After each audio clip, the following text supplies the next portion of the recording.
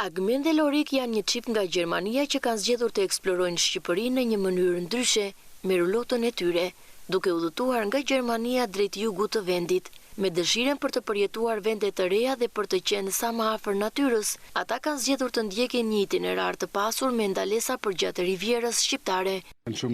Rulota është mënyra jone preferuar për të udhëtuar, sepse na lejon të jetojmë ngadalë dhe të shijojmë çdo vend që vizitojmë. Na pëlqen të dalemi në fshatra të vegjël, të takojmë njerëz vendas dhe të përjetojmë kulturën nga afër. Kemi zgjedhur të udhëtojmë me rulot sepse na jep lirinë të ndalemi ku të duam dhe të jemi pranë natyrës. Nuk kemi nevojë për hotele apo orare të caktuara. Është mënyra jonë për të eksploruar vende të reja. Gjatë udhëtimit të tyre, Saranda dhe Ksamili janë dy vendet që i kanë lënë më shumë bresa. Çifti shpreh i mahnitur nga bukuria e natyrës, mikpritja e vendasve dhe qetësia që kanë gjetur në këto zona. Vizituam shumë vende gjatë qëndrimit tonë në jug, por Saranda dhe Ksamili na lanë bresa të veçanta. Ishte era e parë që vinin në Shqipëri dhe nuk prisnin kaq shumë bukuri natyrore.